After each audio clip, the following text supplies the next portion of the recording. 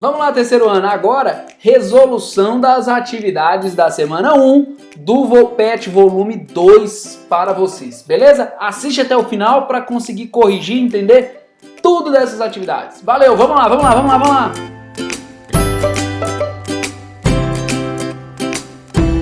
Vamos lá então, ó, aqui agora o vídeo das atividades. Essa aqui é a atividade 1, tá? Atividade aqui embaixo, o quadrinho aqui do lado pra gente resolver, tá? Mas se você não viu o vídeo de matéria antes de fazer isso daqui, assiste aqui, clica aqui no card para assistir a matéria, tenta fazer o exercício antes de assistir a correção, para você entender tudo. Se você não faz isso, você está sabotando você mesmo. Eu tenho falado isso o tempo todo, tá? Então não fique sabotando você mesmo.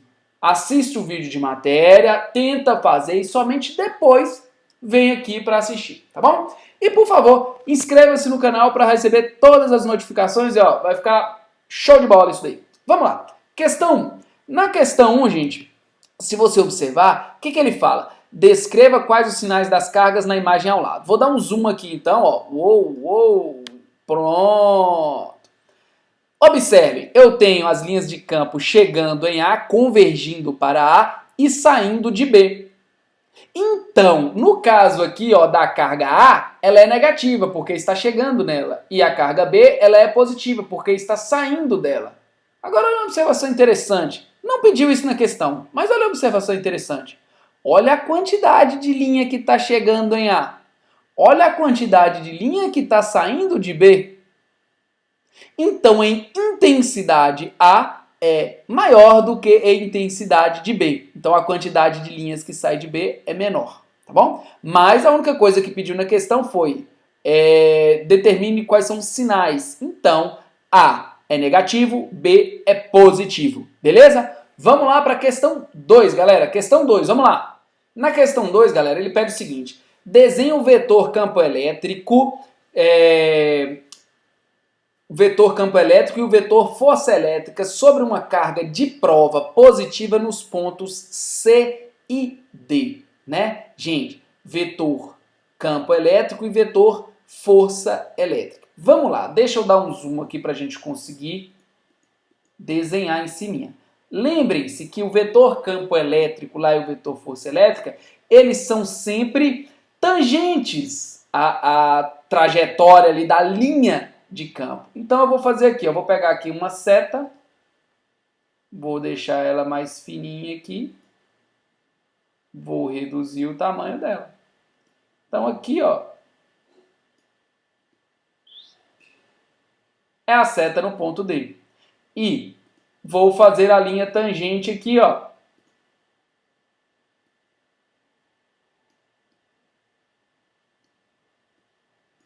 É a seta no ponto C. Observe que ele está saindo de QA e indo para QB nessa situação. Mas lembre-se, a seta ela é tangente à trajetória. Então ela vai fazendo a tangente a essa trajetória aqui, tá bom? Ela vai fazendo a tangente a essa trajetória aqui até chegar em QB. Beleza? Então, essa é a questão 2, galera. Vamos lá, vamos lá. Um ponto que pode não ter ficado tão claro, gente. O que seria uma carga de prova? O que é uma carga de prova? O que é isso?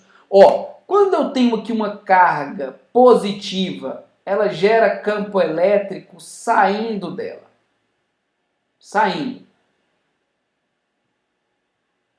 Tá bom? Saindo. O que é uma carga de prova, Hugo? Uma carga de prova é uma carga que você conhece e usa para poder provar alguma coisa. Então imaginem que eu tenho uma carga positiva, tá? Eu tenho aqui, ó, essa carga positiva com campo elétrico saindo dela. Essa carga está fixa, está presa aqui no quadro. Ponto. Aí eu virei e falei assim, como que eu provo que existe um campo elétrico nessa região? Eu pego uma carga de prova, por isso que chama carga de prova. A carga de prova é uma carguinha aqui, eu vou pegar aqui uma carguinha aqui, ó, essa é a carguinha de prova. Ponto. E solto ela ali dentro. O que vai acontecer? No caso do enunciado, ele fala uma carga de prova positiva. Cargas de prova positiva, elas andam a favor do campo. Porque, olha só, se essa carga é positiva, concordam comigo que ela vai ser repelida por essa outra carga? Então, olha aqui, ó, a linha de campo está aqui, ela vai para cá. Agora, se a carga de prova fosse negativa, cargas de prova negativa, elas andam no sentido contrário ao do campo elétrico. Então, ela andaria para cá. Tá bom? No caso desse exemplo, ele tem a carga A positiva e a carga B negativa. Então, ele tem uma coisa mais ou menos assim, ó.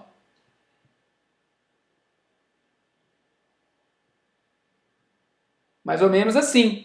E aí, ele tem um ponto aqui embaixo, ó. Ele tem um ponto aqui embaixo e um ponto aqui. Eu vou dar um zoom aqui novamente. Vou deletar essa setinha, essa setinha.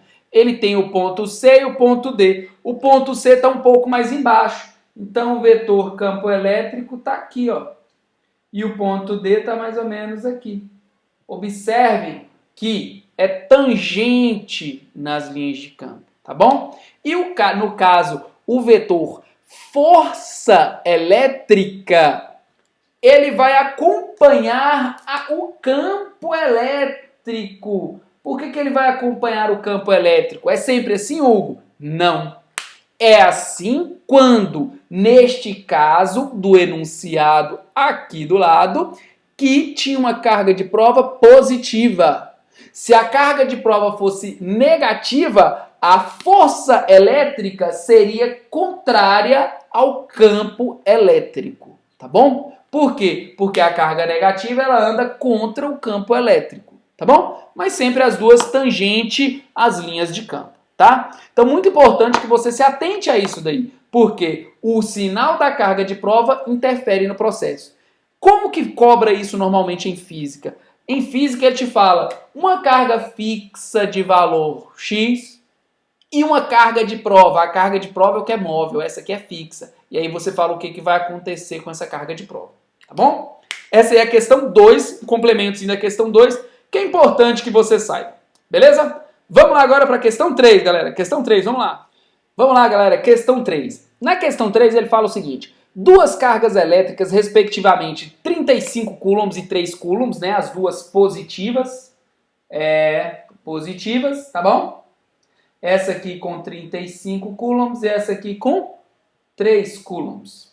E aí, olha só, ele pede, estão situadas numa região do espaço. Desenhe um esquema de linhas de campo para esse conjunto de cargas, né? Então, o que acontece? Eu vou ter as linhas de campo saindo de uma e indo para outra. Então, olha só, vai ser algo mais ou menos assim. Saindo dessa, né? Observem que aqui eu vou ter uma intensidade muito maior e aqui eu vou ter uma intensidade menor, tá bom? E aqui, ó, quando se aproximar dela aqui, vai fazer algo mais ou menos assim.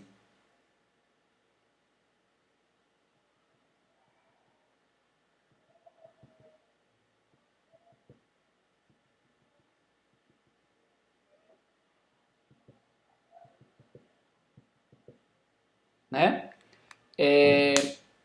Essa aqui é a relação entre as duas carguinhas ali, né? Lembrando que essa tem uma carga muito maior do que essa dali, tá bom? E aí ele pede o seguinte: determine o valor da força elétrica que uma carga exerce sobre a outra. Gente, para descobrir o valor da força elétrica, eu precisaria saber a distância entre elas, né? A gente viu isso no volume 1. E ele não deu a distância. E também não deu K. Eu precisaria do K e da distância para descobrir a força aqui. Faltou a distância e o valor de K para descobrir o valor da força elétrica. A mesma coisa do campo elétrico de cada uma delas, né? Ele quer saber ali, ó, determina a força de cada uma delas e o campo elétrico de cada carga. Para descobrir o campo elétrico de cada carga, eu precisaria ali, né, do valor de K e do valor da distância entre elas, né? Eu precisaria deste campo elétrico que ele quer saber, eu precisaria da distância e da distância que ele quer medir o campo elétrico ali também. Então ficou um pouco de informação faltante nessa questão, mas o desenho ali dá pra gente fazer ali mais ou menos, beleza? Então a linha de campo está aqui, Agora, o valor do campo elétrico e o valor da força elétrica precisaria da distância e do valor de K, tá bom? A posição onde que ele queria ir, beleza? Então tá bom. Pessoal, olha só. Pode ser que não ficou claro aqui para vocês, mas aqui, ó, no desenho das linhas, se vocês observarem, a carga de maior intensidade ficou mais... Ela está espremendo um pouco ali a carga de menor intensidade, tá bom? Isso acontece. Quando elas são iguais, essa separação aqui fica no meio. Mas como tem uma divergência ali de intensidade, a carga de maior intensidade ela vai espremendo um pouco a outra ali.